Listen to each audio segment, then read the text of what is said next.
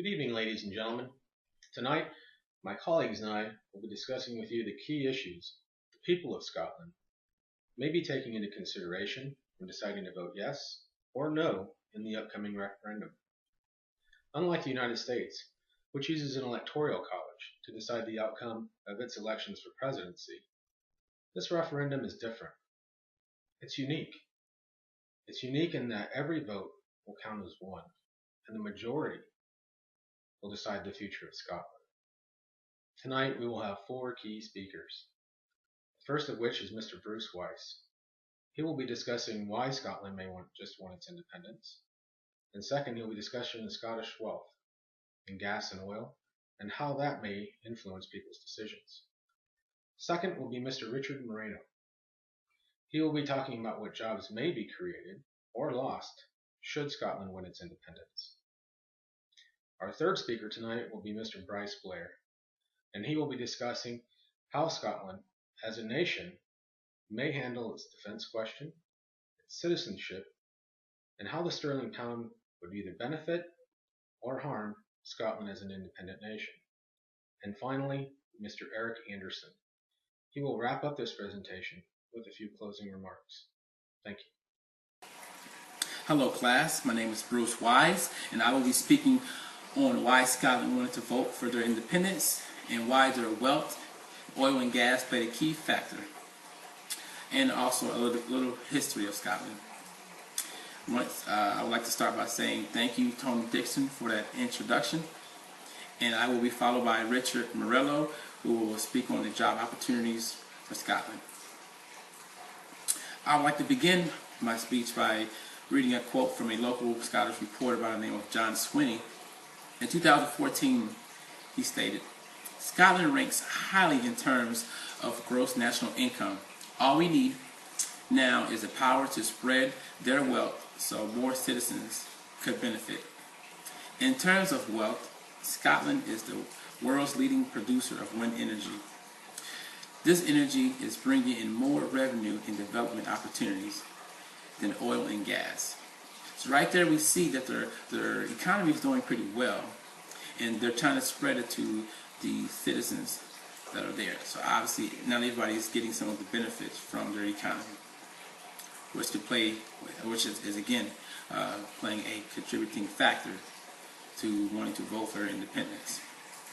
So I'm going to start by giving a brief history, a little bit of facts of Scotland. Of course, for those of you who didn't know, Scotland is a country that is part of the United Kingdom, UK, and it covers the northern third of the island of Great Britain. Another interesting fact is the Bank of Scotland, which was founded in 1695, is the oldest surviving bank in the UK. It was also the first bank in Europe to print its own banknotes, a function it still performs today. Traditionally, the Scottish economy has been dominated by heavy industry, underplaying by shipbuilding, coal mining, and steel industries. It wasn't until the 60s and 70s when the North Sea oil had came on board, and Norway and Scotland kind of came together and created the oil business, the oil mining business in the rough seas of in the area between Scottish and Norway. Now Norway, which is the independent country, since they've started mining oil 30 years ago, they've been gathering their sovereign wealth fund has been roughly around 259 billion euros. If Scotland would have done the same thing, they would have been gaining the same amount of wealth fund if they were an independent nation. But they don't. They have to give a lot of their funding to the UK. So this is kind of an ongoing battle that Scotland has had. Now, of course, we've just heard about it in recent years, but since the 60s and 70s, when they found out that Norway was keeping all of this funding, over 259 billion euros, and they have to give most of their funding to the UK because they're not their own independent country. They're part of the United Kingdom, so they have to give their funding to the United Kingdom. And then in return, the United Kingdom gives them back whatever that they give them back. So it's been a battle from the 60s and 70s that Scotland has had with this. They have a booming oil industry, but yet, and a booming economy, but yet, for the population and the people that they have there, it's been pretty successful. But they don't get to keep all of their funding.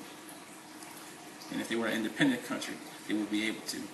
So this has been a battle that has led up to the decision to vote for their independence. Now, in 2008, the Scottish oil was worth 22,831 euros per minute, if you had to break it down to scale, and 32 million euro per day, and 12 billion euro per year. This is the amount of money that they were making off of the Scottish oil that they were mining out of their seas, of the North Seas. It is the 1.2 trillion to come out of the known oil and gas fields of the North Seas that are basically stopping the United Kingdom deficit from being bottomed out. Because of course, United Kingdom's debt is not, their budget is not as great, like the American budget is not as great. But the Scottish oil has been keeping them above float. And the Scottish people know that. But they don't get all of their funding back, because they have to support other countries. And it's not fair. And they do all the work, and they have to give all the funding to the UK, and the UK says, here, we think you guys should get this. And that's not fair. So it's been an ongoing battle. So the oil is worth a lot of money, but they don't see a lot of the funding. They're supporting other countries, like the United Kingdom.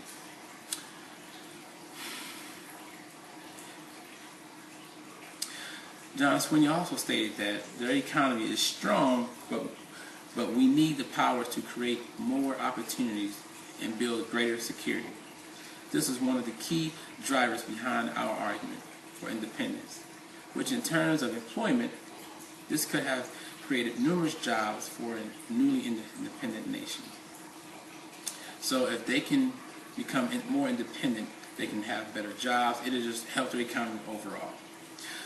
So to recap, Scotland has a great economy. They do. They are great with their money. They're a great economy. They have one of the oldest banks, and it's still functioning today. That says a lot about that country.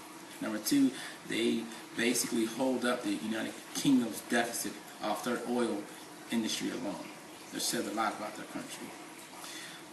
Three, if they can be able to keep all of the revenue that they're getting off of their own oil industry, they will be able to sustain themselves as a country. Records show that their oil industry will stay at a rate that it is and climb slightly more for the next 100 years. So they will be able to be stable for the next 100 years just off their oil industry alone. But as I mentioned earlier, their wind technology is very booming right now. So these are some of the reasons why they want to vote for their independence, because they can sustain their own. Thank you. Good afternoon, everybody. My question was, what jobs will be created or lost if Scotland were to become an independent nation? According to Alex Salmond, current First Minister of Scotland, an independent Scotland will create almost 180,000 jobs. This will be created by the following: a pledge to cut corporation taxes in an independent Scotland. The Scottish government say a 3% cut will eventually create 27,000 jobs and counter pull of London and the southeast of England. A strategy that will rebalance the economy and diversify Scotland's industrial base. promoting manufacturing, innovation, and boosting productivity. Independence will help more people into jobs through more efficient employability, welfare, and skill programmings.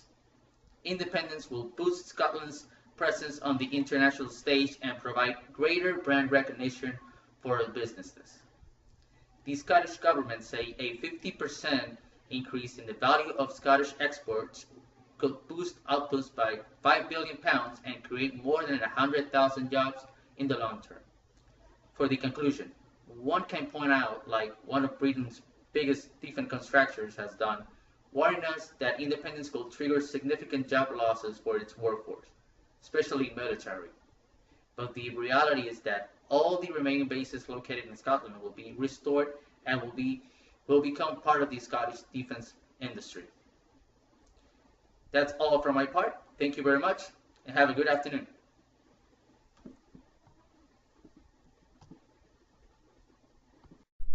So when we're talking about Scotland becoming its own independent nation from the UK, one thing that we need to take into consideration is the military and matter of security.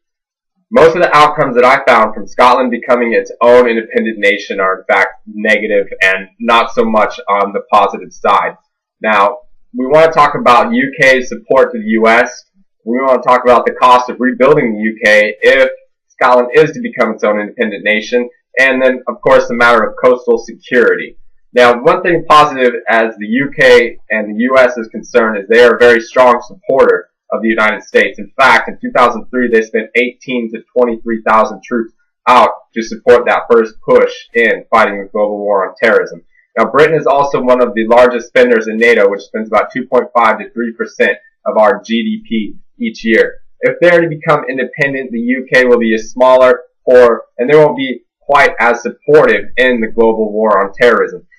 Rebuilding the UK will cost billions in funding from NATO. This is money that we could be spending downrange helping fight the global war on terrorism as opposed to spending to rebuild a nation's back up to where it was at because they decided to go ahead and unvide. Now, them being divided and strong is how it is and how we would like it to stay right now. Now, Scotland will also be unlikely to contribute to the war in Iraq and the global war on terrorism worldwide.